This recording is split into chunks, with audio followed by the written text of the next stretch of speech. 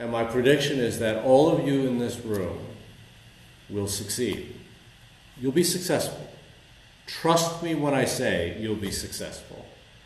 But my advice to you is to not allow that and the pursuit of that be a yoke around your neck. Don't let the Pearson Scholarship, don't let the National Scholar Award, don't let expectations be a yoke around your lives. Because just trust me when I say you'll be fine coming out the other end. But don't let all of this detract from, from having fun, from being honest, from enjoying something you really like, from screwing things up. I mean, all of these things that go into being, go into growing and being alive as human beings. Don't forego that.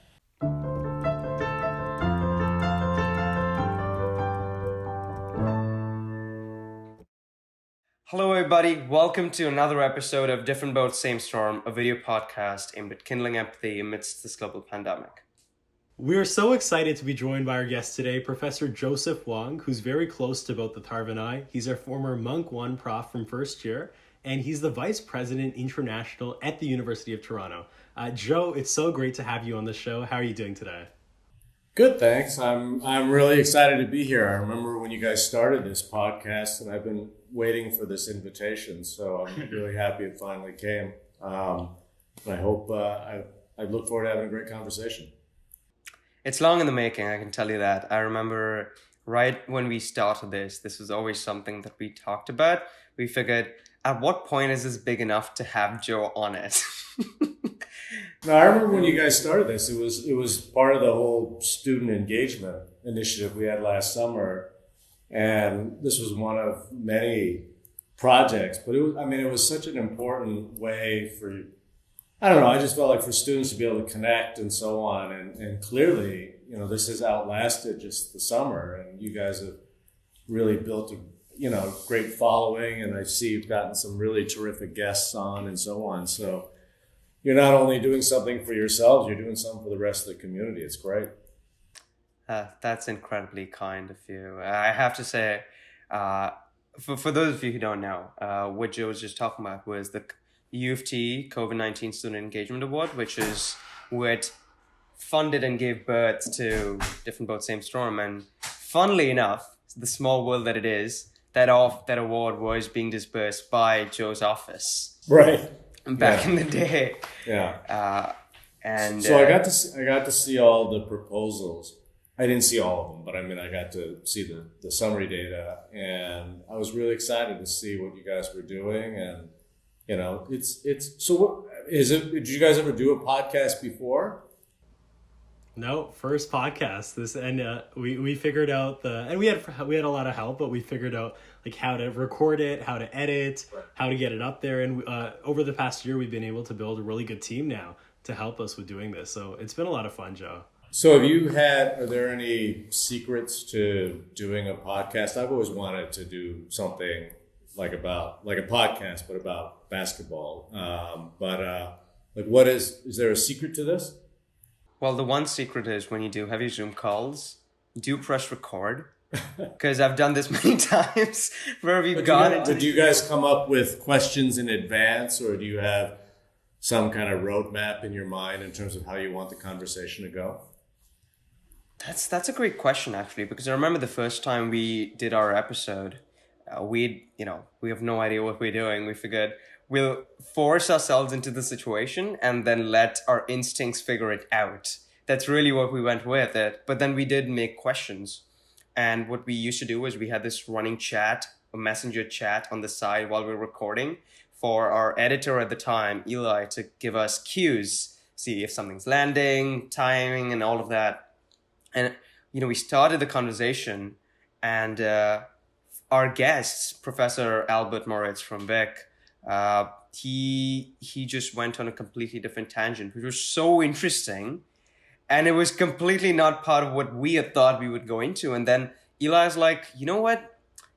This is gold. Screw the script. And that's what we went into. And from there on, we decided it's best to just be properly present in the conversation rather than try and silo our minds into something that it could be, and rather just see where it goes in the moment. I mean, it's kind of funny, right? I mean, we have conversations with people all the time. It's one of the most natural things that you could possibly do. But when you're kind of performing for a podcast or, whatever it is, like if you're reading or there's an interview or it's a conversation in a fictional piece or so on, that conversation becomes so important, and the performance of it becomes so pivotal to what it is that you want to do, that what is actually a totally natural thing becomes much more high stakes and, much more angst-ridden than it probably should be. So it's an interesting, I listen to a lot of podcasts, and I always marvel at just, a good podcast and someone who's really good at hosting one versus something that's a little more stilted. But anyway, congrats to you guys. I'm really proud of you. Thank you, Joe. No, we've had to learn how to make this conversational and fun. And like you said, we've come in with not really an idea of what we want to talk about. Like today, again, Joe, it's great to have you on the show. Like, how have you been over the past year throughout the pandemic? Because, I know it's been a while since you and I connected. And Atharv, I know we've all been doing different things, being in the world of academia, but also a position of leadership with the university. What has that all been like navigating your personal life, but also that professional side in this pandemic and as everything has changed?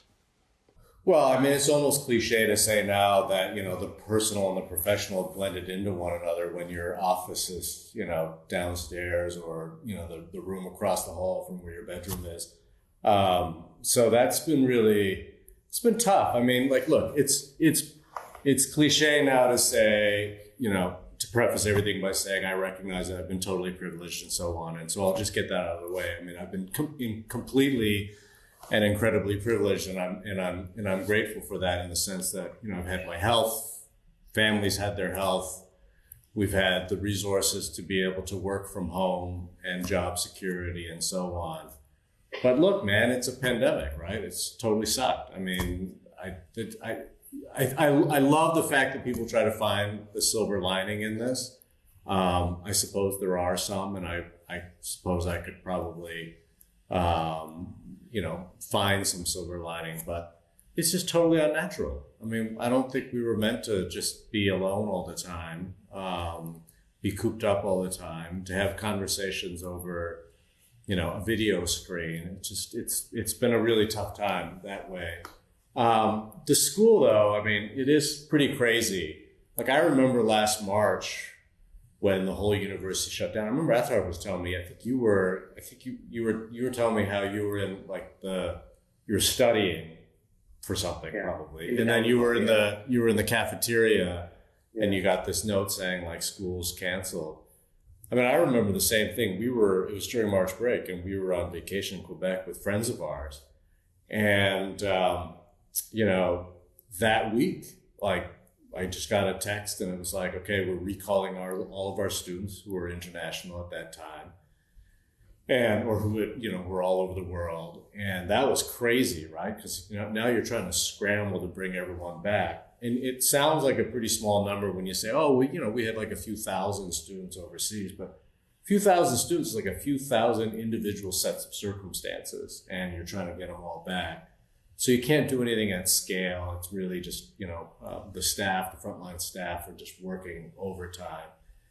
And then on a Thursday, we decided that we were going to pivot online, and that, an institution the size of U of T with 90,000 students and, 15,000 faculty and staff, we make a pronouncement on Thursday, and on Monday, we're totally online. So, it was just crazy. And during that time, we were driving back from Quebec, trying to figure out what life was going to be like in Toronto now, right? And it was just totally nuts. So that's kind of how it all started. And I'd say it's been kind of nutty that way through the entire time. It's, you get a lot of time to think, you get a lot of time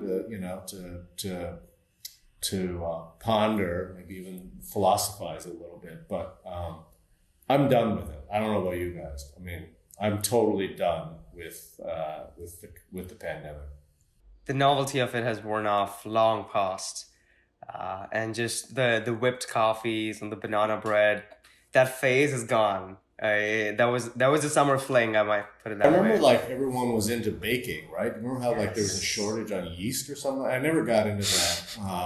And I don't know. Like I like my parents' attitude. They're elderly. My dad's in his early 80s. My mom's in her late 70s. You know, and they're just kind of like, okay, let's get on with it. We've gotten our double vaccination. We've got shit to do. Let's just get life going again. And I like that. I respect that. I'm kind of feeling the same way. It's like I got stuff to do. No rosy-eyed graduation goggles. Just moving on. Yeah, exactly. Like I just want to get going again for sure. Right. I'm curious now. Now that you mention it, I remember from first year during our Tuesday 8 a.m. It was very normal when everybody used to go around and asking what happened on the weekend. You'd casually say, "Yeah, I was in Rwanda," or "I was at the UNGA attending a conference." So for a person who is just literally all over the world, all over the place, and mobility was such a crucial element of your work with the administrative side, with reach, with all of those things. What does that shift look like on a mental and emotional level, and then how do you see that moving forward? Well, I think on the moving forward part, we've learned that we can actually do a lot of our work remotely. So, like, whereas in the past we'd have to fly all the way to Australia to meet with my counterparts there, and we'd have 2 days of meetings. And so, I mean, like, you'd be on the plane longer than you are actually in Melbourne or in Sydney. And we can actually do a lot of our work now via Zoom and so on, as long as we accommodate the time zones. But there is still something, and so anyway, moving forward, which is all to say, I think moving forward, I don't think we need to travel as much. And I think for environmental reasons, we shouldn't be traveling as much. And so I'm really looking forward to not being on a plane as much as I had been in the past, and also, having more or a less negative impact, if you will, on the environment as a result. But that being said, there's still something very human about seeing other people in person and having a conversation that's much less time constrained, much less orchestrated, and so forth. I mean, now when we go into a meeting, we've got everything planned, and there's always a slide deck to help us along with the conversation, as though we can't have a conversation without a slide deck anymore. And that's just weird, right? And I remember we were talking to our partners at a very prominent university in Melbourne, and we wanted to propose a big partnership agreement between our two institutions. And it was really awkward. Like, we just kind of proposed it, and there was this sort of silence on the other side, and we were like, oh my God, did we just put our foot in our mouth? It's one of those things where I said to my counterpart afterwards, I said, I'm really sorry for the awkwardness of that. That's something you and I probably could have just worked out in a pub in Melbourne, right? Just kind of sitting around and just being like, hey, what do we do this? Or what do we do that? Like that kind of natural conversation, like that's all gone. And now it's all really kind of awkward. And yeah, I mean, I know you've had Ryan Pyle on your show, and he and I are old friends, and we have a love of being, uncomfortable in totally different places. And this is something that was very much part of my work. It was a real privilege, actually, of my work, being able to travel to so many different places around the world and kind of navigating things and figuring things out as you go. I miss that. I think that there's a real kind of, human element there that I think is really, sadly, is now gone. So hopefully we'll be able to rekindle that pretty quickly. Yeah, I mean, I'm just thinking, like, Atharv, you mentioned the Reach Alliance, and for those listening, the Reach Alliance is a research network founded by Joe that's focused on studying interventions that reach the hardest to reach. So I've been a researcher as a part of the Reach Alliance over the past year, and I've been doing remote research studying solar panel implementation in hospitals in rural Zimbabwe. And it's been really cool, just like researching such an Has it interesting been? topic. Like, honestly, Joe, I found it very, and I was actually meaning to email you about this. Like, me learning how to do ethics online by myself with my team has actually helped me do my own ethics application for some Laidlaw research that I'm doing this summer. And Okay. like, I'm pretty sure that was an asset that helped me secure the funding to do that research. So I am grateful for that. But I mean, the same point to what you were making, like, you know, I'm doing virtual interviews with someone from the Ministry of Health in Zimbabwe, as opposed to being on the ground and meeting doctors and nurses that are impacted by the program directly. So I know obviously there's a huge difference. Like Joe, you mentioned the humanity aspect of it, like that personalization and that back and forth banter that we're used to having. Like even on the Zoom call, I find like I want to make sure that my video's not lagging, so I don't jump in where I would have in person, right? So. Joe, I've seen you tweet a bunch of times about like how there have been a lot of moments during this pandemic, whether it's the resurgence of the Black Lives Matter movement or in Canada, this national reckoning of reconciliation. And I've heard you pose the question, how do we turn these moments into actual sustained movements?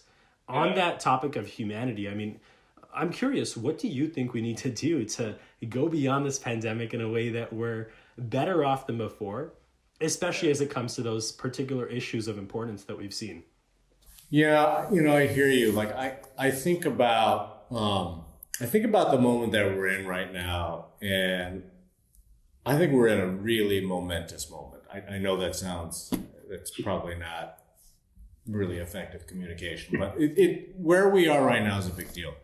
Yeah. These are not just random acts. I think there are pretty systemic forces at play here. And I've been thinking about this a lot. I actually think that where we are right now is tantamount to where the civil rights moment was in the late 60s, mid 60s into the 1970s in the US, but really around the world, right? I mean, this was a moment in which we see the students uprising in Hungary, in which we see a lot of decolonization moments happening around the world. So it was an era in which the world was transformed, in which you saw the collision of just massive social forces and ideas and a confrontation of biases and racism and just different ways in which the world was organized prior to the 1960s. I mean, if you think about it, the Voting Rights Act was only passed in the U.S. in the 1960s. Canada didn't have any kind of bill, any charter of rights and freedoms. That doesn't happen until the early 1980s, right? So this is all pretty recent stuff. So pre-1960s, the world was different. And I think that we're at a moment that's tantamount to that. And I worry because I don't know that we see the magnitude of the moment that we're in.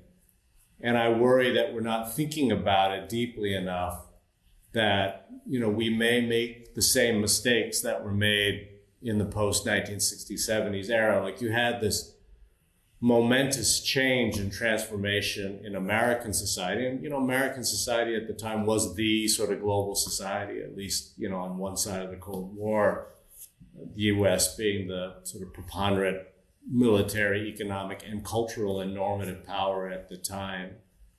And then you saw a lot of really amazing things occur as a result, right? I mean, you have the civil rights movement or moment turned into a movement, which then, gives birth to the rise of postmodern feminism,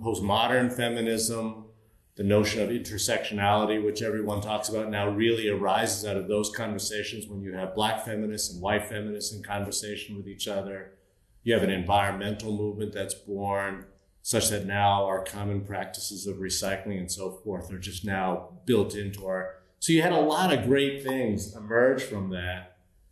But, we also had this tremendous countercultural movement that occurs in the 1980s with the rise of Thatcherism and Reaganism, which frankly now seems so benign compared to the zaniness that's occurred. And then the culture wars of the 90s, right, which begins with, the Rodney King riots. And so you see race reemerging as a major cleavage in American society. So I guess one of the things that I've been thinking about is not only how do we turn this moment into a movement, but what can we learn from that period so as to not, create the same kind of backlash that we saw emerge, so that we actually have much more lasting change, a much more permanent change. I mean, there's a couple of ways of thinking about it, right? I mean, one is that well, actually, I think there's two ways to think about it. I was talking to a former doctoral student of mine, Deb Thompson, who's now a professor at McGill, who's one of the world's leading scholars on race and politics. And I wanted to get her advice. I was like, Deb, you got to help me out. You got to help me think this through. And I mean, one way of thinking about it is that, you create compromises, right? So rather than going full force, you create, you aim for 50% solutions, good enough solutions, right? And hopefully through these compromises, we can work out some of the structural fissures that are appearing. I'm not so sure that's the way to go. And I don't mean to sound like a radical, because I'm not at all radical, right? The opposite of compromise does not necessarily mean radical, but that's kind of what we tried in the 60s and 70s, was to come up with compromise solutions, sort of like, let's prop the door halfway open, because then we can really fully push the door of change open in subsequent decades. But we actually saw what happened was the door slammed back in our face.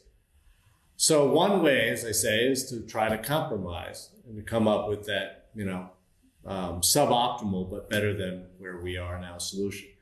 The other way is to try to move the whole debate, and try to sort of take, in political science, we call it the median voter theorem, right? That we gravitate towards the median. But what if the median position fundamentally shifts one way or the other, such that now the entire debate has moved? And so we're not just putting in a median compromise position, we're actually reconstituting where that median is. That seems to me to be much more lasting. That seems to me to be the direction we ought to be heading in, right?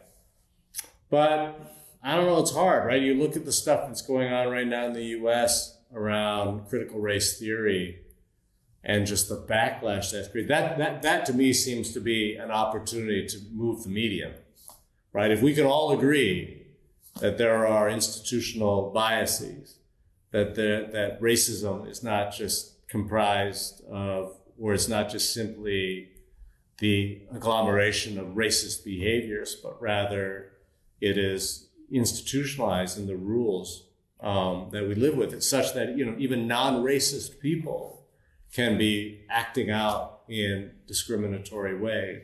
That doesn't seem to me to be so radical. But if we could actually just move the conversation in that direction to say, okay, that's the new baseline of understanding.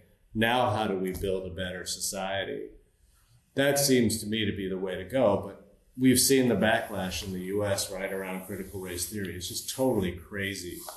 I mean, I just tweeted a couple of days ago. I mean, it doesn't seem particularly critical to me, and it doesn't seem to be very theoretical. It seems to be pretty commonsensical in the reality of the world in which we live. But I don't know, maybe we're too far gone now to try that, that kind of shift that I'd love to see. But yeah, I mean, that's something I've been thinking a lot about. I think that we have an opportunity. Well, actually, you guys have an opportunity. I mean, this is your opportunity to really shape that conversation. But just, I guess what I would say to you is just be mindful of the backlash, right? If there's anything that we learn from the civil rights era, 60s and into the 70s, is that there's always that backlash that can set you back, maybe even further from where you started. And so just be mindful of that as you move forward.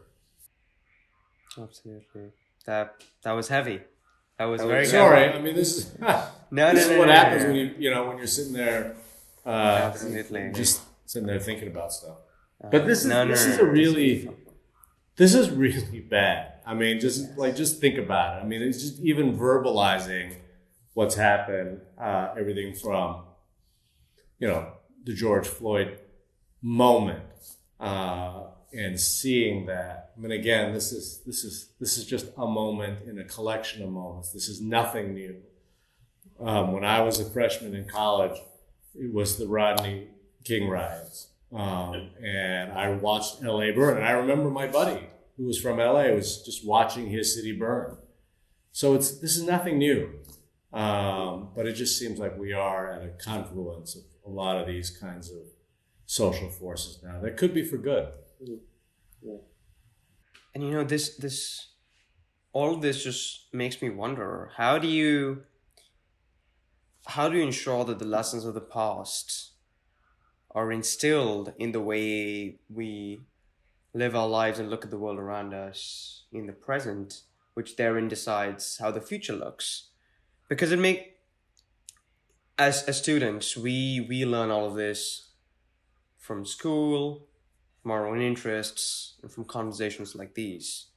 But I feel like that's not necessarily the population that we are targeting to get this median change that you were talking about. It's the population that's beyond these circles of conversation, these intellectual and academic and thought-provoking conversations. How do you reach that kind of demographic which inadvertently and sadly enough wields the most power in the status quo? Because it's easy for us to have this conversation as, you know, in this academic intellectual institution. The university as an institution can do a better job. I mean, look, the fact of the matter is that universities are seen, you know, more and more as elite and elitist, out of touch. You know, and then, you know, and elite universities are even more elitist and out of touch. And so I think in many ways, you know, you need to be thinking about the kinds of, as you put it, intellectual or academic conversations as not just simply being the domain of those, you know, who have the privilege of being in the hallowed halls of the academy to sit here and talk about these things without consequence. I mean, if you look, and it's not like this is never, you know, it's not like universities and university students and the intellectual class, if you will, haven't led revolutions in the past. I mean, if you look at the student movements, I mean, you look at the SDS movement in the US, these were students. These were really progressive students who pushed the democratic envelope. You look at the students in China in '89. You look at the young people in Hungary in '68. You know, you look at the students in the French Revolution and so forth, right? I mean, there are ways in which these kinds of conversations can be made more accessible and felt more viscerally around society. But, you know, it requires all of us to be, you know, to kind of get out of the ivory tower, right? And actually communicate with people. But look, I mean, that's easier said than done too. You know, like, let's be real. Like I recently published this op-ed in the Globe and Mail on microaggressions and racism. And it was, you know, whatever, it was an interesting piece. I enjoyed writing it. And, but I got all these, you know, emails from people afterwards saying, oh, you know, really appreciated what you wrote because you articulated what we've been feeling for so many years. This was around microaggressions and anti-Chinese or anti-Asian racism. And people saying, you know, you put into words what we've been feeling for, you know, our entire lives. And that was really cool. That was a way of showing that you can articulate and put into words something that's very complicated in terms of how people feel. But the other part was that people said, you know, we really are grateful that you wrote that piece because, you know, I've always thought that, but I never had the courage to write something like that or to share something like that. And, you know, at first blush, I was like, oh, okay, yeah, that's pretty cool. I guess I'm courageous. But then I thought, no, I'm not courageous. I mean, I wouldn't have written that if I wasn't the vice president of the University of Toronto. And I can almost I can almost guarantee the Globe and Mail would never have published it if I weren't the vice president of the University of Toronto. So the point is that these sort of power structures perpetuate themselves. You know, these power structures allow very privileged access to certain things, and the voice of the less privileged or those on different perches don't get to see the light of day. And so, you know, it's one thing to say we need to make these conversations more accessible. We need to make these conversations felt by more people. But I think we also have to recognize that, you know, there are there are implications, there are structural implications in that kind of statement. Yeah. You know, Like, I think of the idea of reaching the hardest to reach, and it's not just about like access then. It's also about communication in that regard. Like, how do you communicate ideas to people that are not often included to the circles that we so often talk about? And then on that same note, like, how do you do that in a way that prevents backlash? Like, Joe, do you mean that we need to prevent backlash from occurring, or do we need to just be cognizant of it and make sure that our messaging is tailored to a broad audience? Like, I've struggled with this personally a bit, actually. Like, do we need radical change all the time that pushes the medium as far away as we can to one side or the other? Or is it just that slow process of like engaging with the other side, having conversations, slowing down, and then coming to a consensus? Like, you know, as some people say they used to do in the good old days. Like, what do you think is the balance between those two things? And like, I'm sure they can exist at the same time, but what is your kind of... Yeah, I suppose you probably need both, and that's going to sound like a terribly unsatisfying answer. Yeah. But, you know, I mean, look, radicalism begets more radicalism, right? So you don't have much more radical positions on the left without the radical positions on the right radicalizing each other. And the worry is that, and frankly, in any normal distribution of preferences or ideologies, you're always going to have tails of the distribution, right? But they're the tails. The normal distribution is such that the bulk of public opinion and preferences are in this big middle. And that's kind of, and what you want to do is you want to shift that big middle one way or the other, right? What's worrisome is if through more radicalization is that what you end up having is a bimodal distribution, such that the tails become so fat that the center hollows out, and now you've got two tails that are warring with one another. And I do worry sometimes that that's the direction in which we're heading. And it certainly seems like, I mean, when you look at partisan, when you look at just the deadlock, the partisan deadlock that you see in whatever parliament or Congress around the world that you're looking at, you know, that is really worrisome.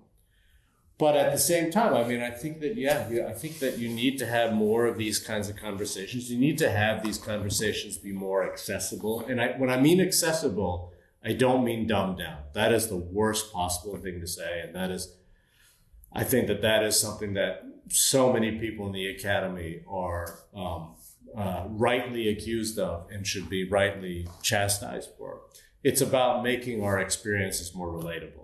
And so that we're able to talk with one another through our shared experiences, as opposed to let me enlighten you. And I think in many ways that may have been part of the problem in the past is that intellectuals historically have viewed their position as enlightened, and therefore those others should follow them, and if they don't follow them, it's because they don't know any better. I mean, that is the sort of classic trope of Enlightenment thinking and Enlightenment elitist thinking. That's got to change. And so, you know, you as students, me as an academic, we have an opportunity and a responsibility to just like talk to people, be relatable, and relate our experiences, not be relatable, but relate our experiences. Right. Not be patronizing and condescending and insinuating, but rather be humble and down to earth, and be interested. Again, something that we were talking about earlier. Be interested in the people that you're generally interested in, the people that you're talking to and engaging with, because you see that there's a learning opportunity for all. And I mean, for everybody, and it's just about being genuine and authentic, I think. And you know, that's not easy to do.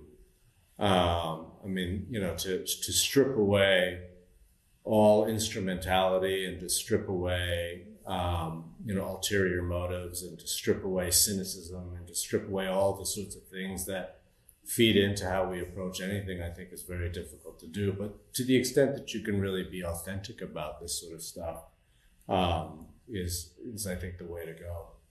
Yeah. I have a question though, and this is something that I'm always very curious about. Authenticity is it's almost like a buzzword because everybody.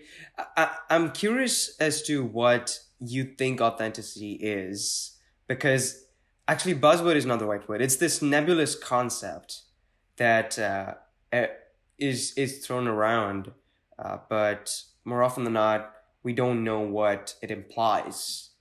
And how can you be authentic?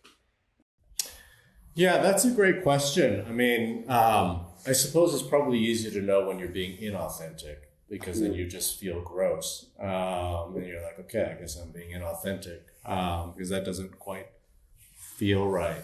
I think it's hard to say. I mean, I think it's in different contexts will demand different kinds of responses. I mean, certainly for students in here, I include students such as yourself or even my own son, right, who's 15. I'm constantly encouraging him to approach things with authenticity in mind or in heart rather than thinking about things instrumentally. And I think it's about being truthful.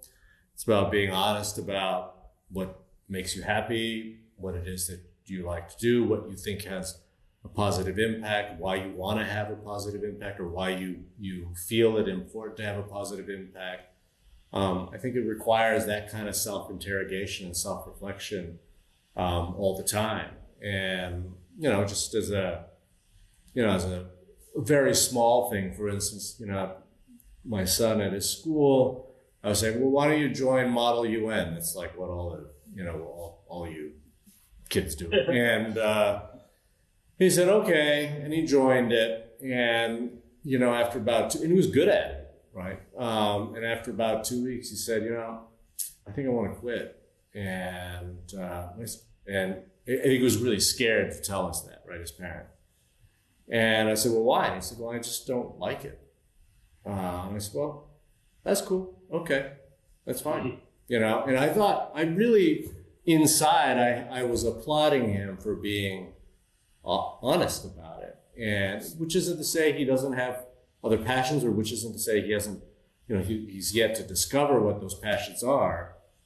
But he's pretty clear that this wasn't it. And I thought that was pretty, requires courage to be that kind of, to be truthful about that. And he's probably foregoing opportunities. I mean, all that being said too, and maybe this is something we need to be a little more contemplative about, is that authenticity may be really the purview of the privileged. And, you are truly privileged and lucky if you are able to be authentic about certain things, to be truthful about certain things. I haven't given that enough thought, but it's probably the case. Yeah. Sorry about that, but it just, with that last bit, it just makes me wonder where, somebody who is trying to rise up the ladder, socially, economically, and they feel like they don't fit in. So there is almost this need to abide by an archetype, which might not be them, but it's their way to get in. And eventually, when they rise up the ranks enough, then they can be who they want to be.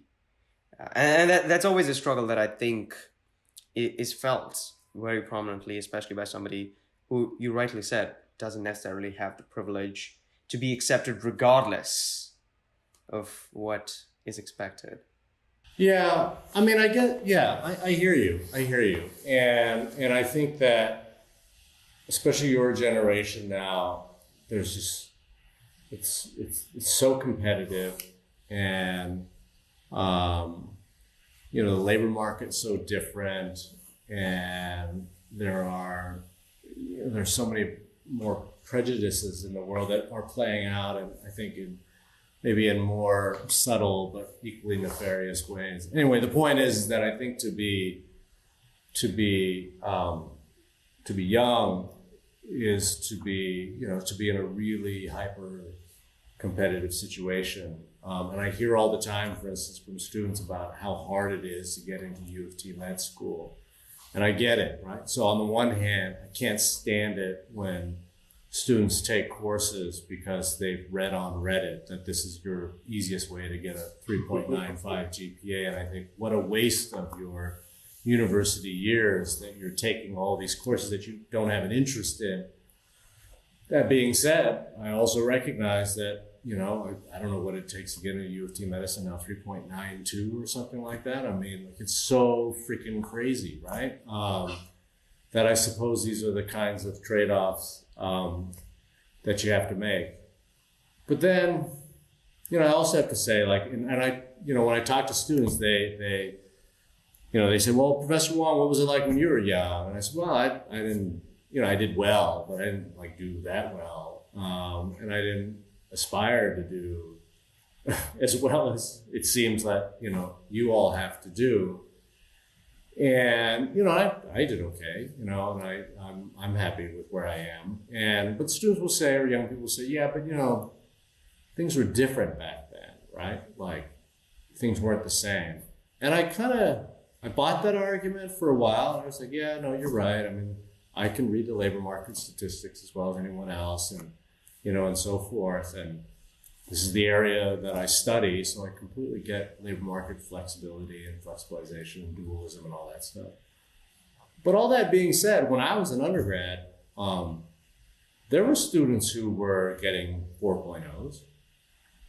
There were students who were cutthroat in, making sure they were the captain of the debating team. And there were students who were, going to Harvard or Caltech, or, there were students who were Rhodes Scholars. I went to McGill for college. There were tons of Rhodes Scholars there, just as there are at U of T. But I just wasn't one of them. So, I mean, make whatever inference you want to make from that. So, which is to say, I don't know that things are any more or less competitive. Yeah. I just chose not to be that competitive.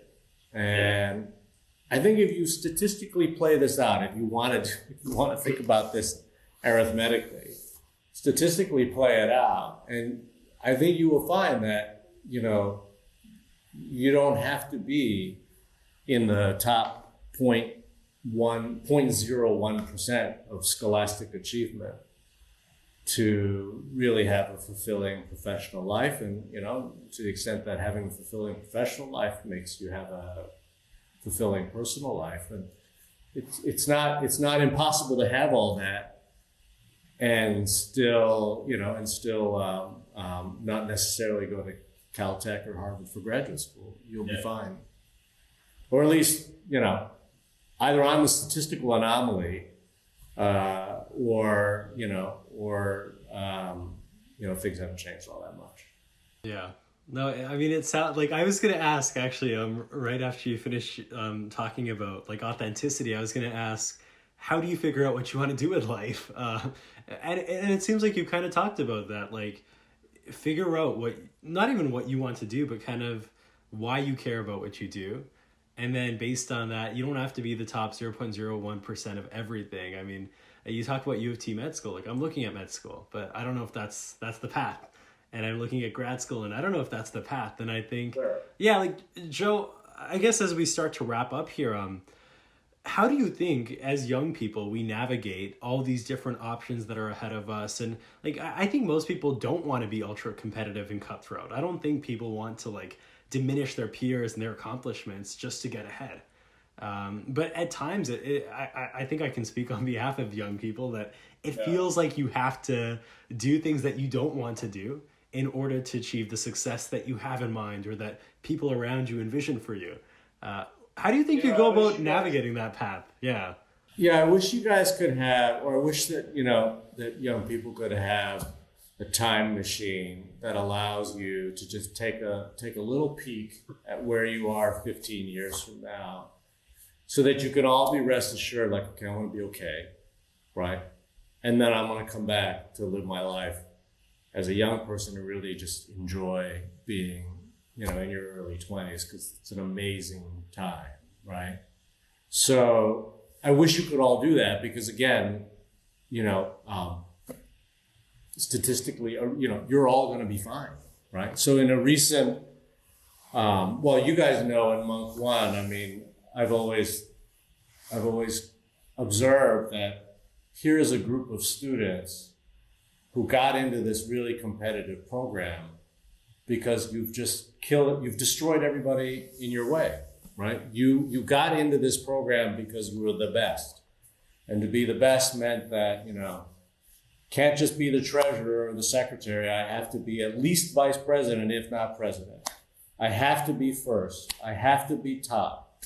I have to, and I don't know if I've used this with your group, but I mean, you guys are well-trained assassins, right? Those who find themselves at or near the top, you're just assassins. You killed everyone in your way to get to where you are.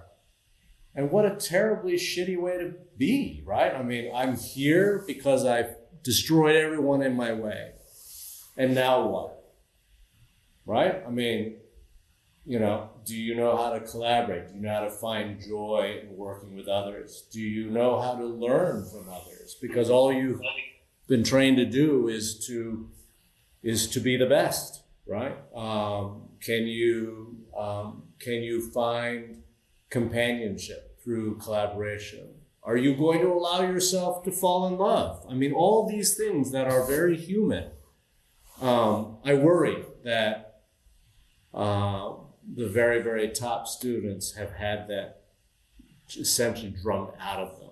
And, I recently gave some remarks at the Pearson Scholars graduation. So the Pearson Scholars are this is the most prestigious and competitive international scholarship award we give. And Atharv, I think, is one of them, right? Abhay, are you one too, or are you another one? I'm a national. Okay, so there you are. So you're the top national scholar and top international scholar. And I was asked to give some remarks at the graduation.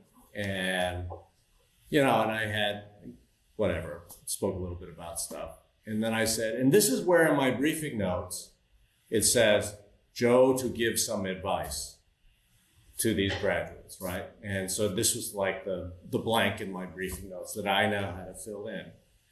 And I said to them, look, I don't have any advice for you, but I will make a prediction. And my prediction is that all of you in this room will succeed. You'll be successful. Trust me when I say you'll be successful. But my advice to you is to not allow that, in the pursuit of that, be a yoke around your neck. Don't let the Pearson Scholarship, don't let the National Scholar Award, don't let expectations be a yoke around your lives. Because just trust me when I say you'll be fine coming out the other end. But don't let all of this detract from, from having fun, from being honest, from enjoying something you really like, from screwing things up. I mean, all of these things that go into being, go into growing and being alive as human beings. Don't forego that because you feel like you have some set of expectations. Just trust me when I say you'll be successful. And this is what I'd love to be able to say to all young people. You're going to be fine. You're going to be totally fine. If you could just peek ahead 15 years, you can see, and then come back and live, a fun, full life, right? I mean, when I was in university, I had a blast. And I don't know, I lost my scholarship in my first year because I had so much fun. I ended up, I took courses because I liked somebody in that class, and I thought, okay, well, I'll take that class and I'll sit behind her or something like that and ask to. I just did all the stuff you see in John Hughes movies, but that was my life, and that was super fun. I was pretty grounded in stuff, and I did okay. I wasn't at Caltech. I wasn't a Rhodes Scholar. Got rejected from Harvard. That's okay. I had a lot of fun. And I continue to have a lot of fun. Yeah. So right? So I don't know. Does that help, or are you like, that's a load of shit, and I still I got to keep my head down and whatever? Does that help? I mean, does that sound naive to you? I mean, I think to a certain extent, like someone may look at that and be like, "Oh, well, of course you're saying that. You're a vice president of UT, right?" But I think the main takeaway for me is like, don't lose track of the things that we've been talking about throughout this episode that make us human, like that connection piece, that enjoyment, love, fun. And I am so excited. Like I can speak on behalf of Atharv here. When we're back at school in September, we're gonna have a lot of fun. And we'll work hard too, right? But we'll find that balance and make sure that we're living the lives that we want to, because we know that things will turn out all right, because we know what we want to do, or we know the way to go. And I think with the great guidance of people like you, Joe, we'll figure it out. I think that's kind of the big takeaway for me. You guys are lucky. You're very, very lucky. You won life's lottery. You're smart. You'll be fine. You know how to work hard.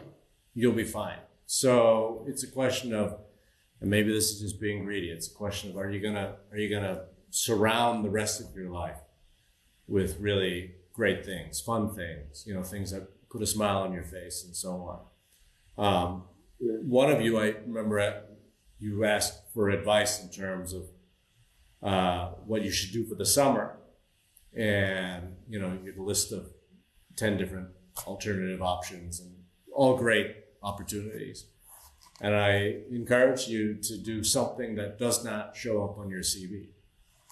And that's probably pretty hard to do when you're a really accomplished young person, such as you and others around, your peers and others around you. But, think about that for a moment. Like, do something that doesn't appear on your CV. Heaven forbid there's a 1-month gap in your CV that you're going to have to explain to someone. And maybe your explanation to that someone is, I wanted to watch, I wanted to go to the film festival. I went camping with my friends. I had my heart broken. I had learned how to do whatever.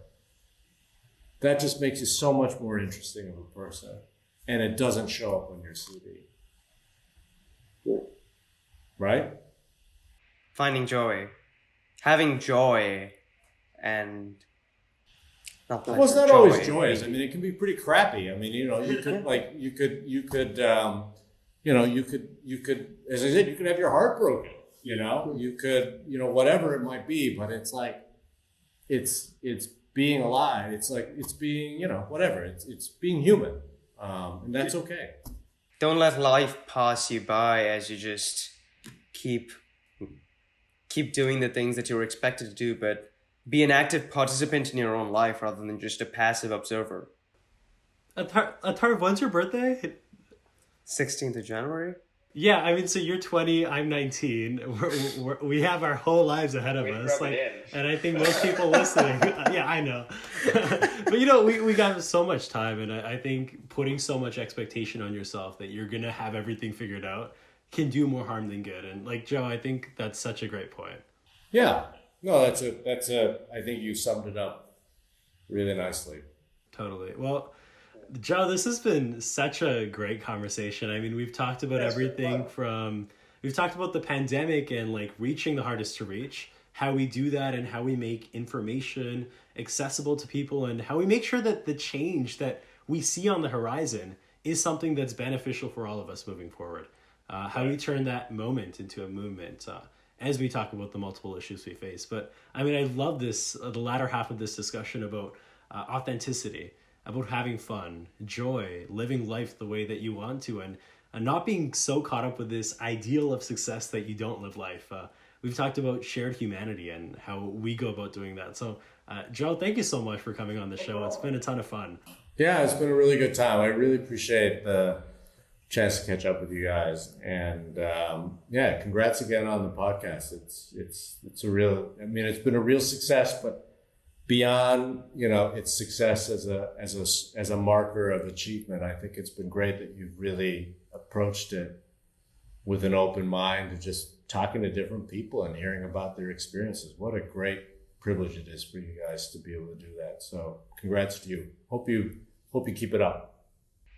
Thank you so much, Joe. And again, we've said this many times, but this is a privilege that we've been afforded because of the confidence that has been bestowed upon us by, mentors like you and our pillars of support around us.